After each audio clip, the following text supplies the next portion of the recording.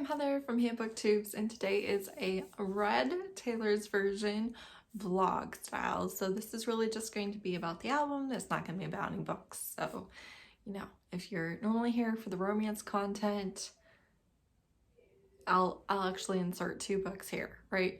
Okay, so I feel like Red is a small town romance vibe, so I would want to read either Chasing Serenity by Kristen Ashley, because that is a small town romance where I think there's some hate to love and some angst and some good hate there.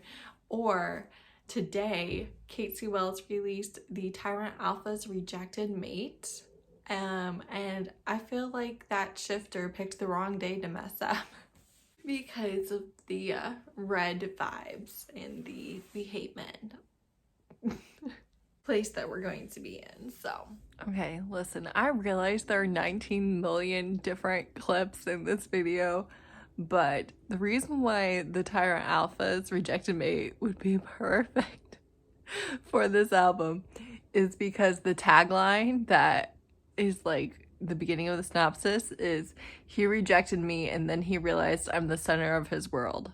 Bummer." I can't wait to get into it. I'm actually about to start reading now, but like, this is a future clip that I started here when I was talking about the book. On to the rest of the video. Just kidding. Editing Heather here to jump in again.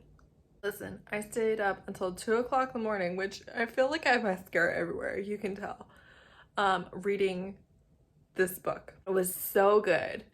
He messes up so much, but the reason why I absolutely loved it, first of all, the writing. Again, I was hooked from the very first page. But he is never intentionally cruel in the book at all. He messes up repeatedly, but he's never intentionally cruel. Definitely not to her, but not to anybody else either. So I loved that. I loved how things were being righted, but he was never maliciously at fault. It was just he wasn't all-knowing and all-understanding. So immaculate, 5 stars, favorite book of the month so far. Absolutely read it if you have any interest. Okay, so Red album, I really don't know what happened with Red. I didn't really listen to the whole album when it came out. I was obsessed with I Knew You Were Trouble, but that was the only song I was really like loving all the time. And then it was years later that I finally listened to some of the other songs. And so obviously I love All Too Well. I love The Moment I Knew and Come Back, Be Here. Those are probably my favorites, along with We're Never Getting Back Together. And then I also have always loved Babe and Better Man, so I'm really excited about those. And I always skipped listening to Ronan. I've never listened to it before because I just, figured it would be very emotional and I didn't want to listen to it. Yeah, Red has never been my favorite of her albums, which I feel like is a very controversial opinion amongst the fandom, but it's never been my favorite, but obviously I still like it. I like literally all of her music, so but those are my favorites off of it. One of the reasons why I've always loved Taylor Swift is when you think of the typical female singer, pop star, whatever it is, a lot of times they're known for hitting high notes and their range that is almost inhumanly possible, and for being a sex symbol. And so a lot of times the industry and we as a society kind of reduce them to just their high notes and their outfits.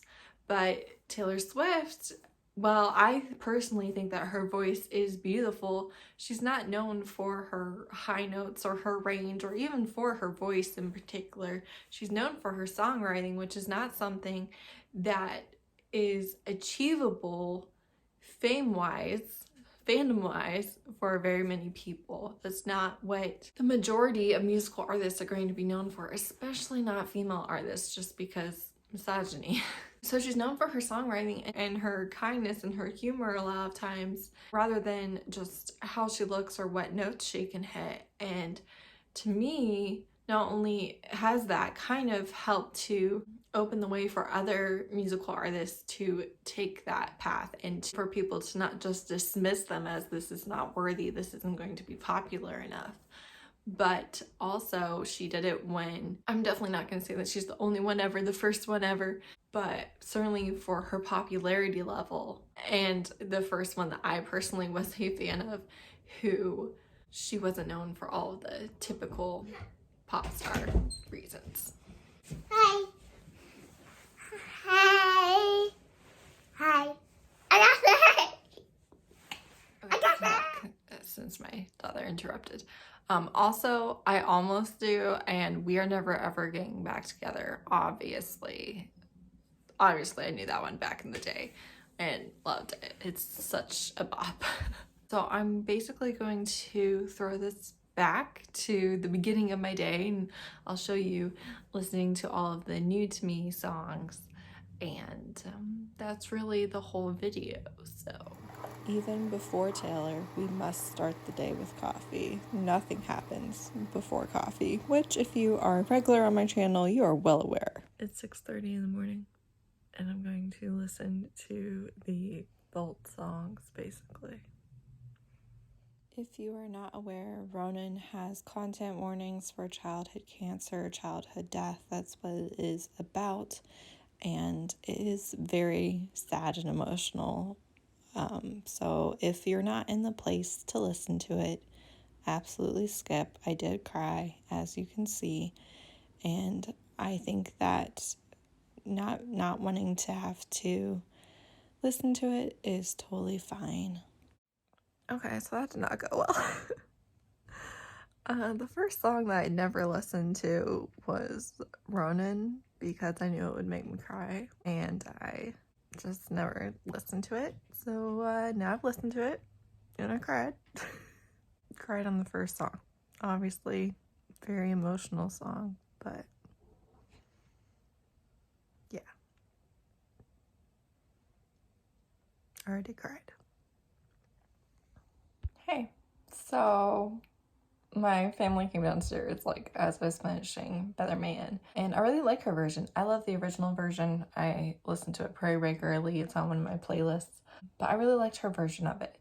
And so that's kind of where I saw that. We watched Shang-Chi because it came to Disney Plus today, and my husband's leaving this afternoon, so that's where I'm at with that. So I'll probably listen to all the new to me tracks later.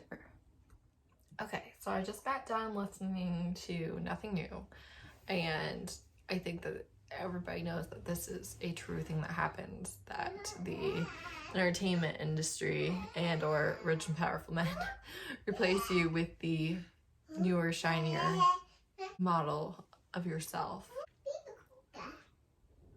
That's my 3-year-old pretending like she's a baby.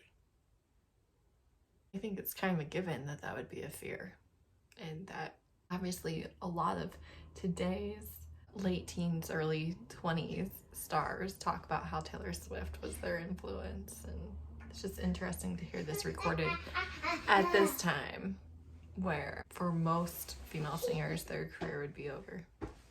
Not all, obviously, but a large majority. Okay, just got done with Babe, Taylor's version. Again, love this song, love the original version, but her version was kind of dancey, and I just liked it. It was fun. I was like moving the whole time I was listening, so. Message in a Bottle is, I don't know how I feel about that. Okay, Forever Winter. Obviously a sensitive topic and something that a lot of people deal with knowing that a loved one is struggling mentally. I liked that one. I did. I thought that she got some of the emotions through in the song of what it's like to be worried about somebody and not able to reason with them. All right, Run. Beautiful harmonies. Obviously their voices blend really well, Taylor Swift and Ed Sheeran, but I didn't really care all that much, partially because I think that this is true of almost everything for me. I don't really understand quite what a song's about. I don't care. If I have the explanation for it, I usually love it infinitely more. Okay, very first night, I liked it. I feel like it fits the vibes of the album and sounds like this era. Yeah, I liked it. Now I have finally come to the All Too Well 10-minute version. Okay, this is me listening to the casually cruel part, which is arguably my very favorite part of the song, other than Time Won't Fly and Paralyzed by It. And you get my reaction to, he said if we were closer in age, it would have been fine, even though we all know that the age gap is his MO and problem. You said if we were the same age, it would have been fine. But your lovers all stay the same age that I was.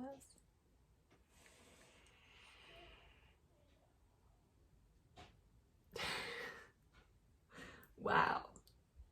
Just wow.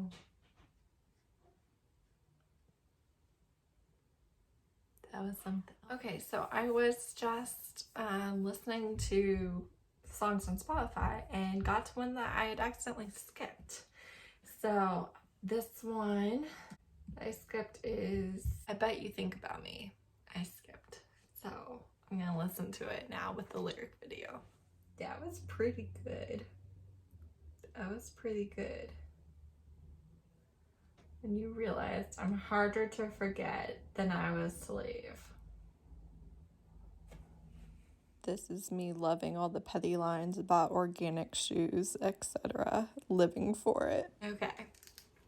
That was the most country song that was added to the album.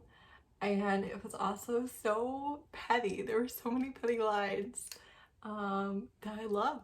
That one was really good, actually.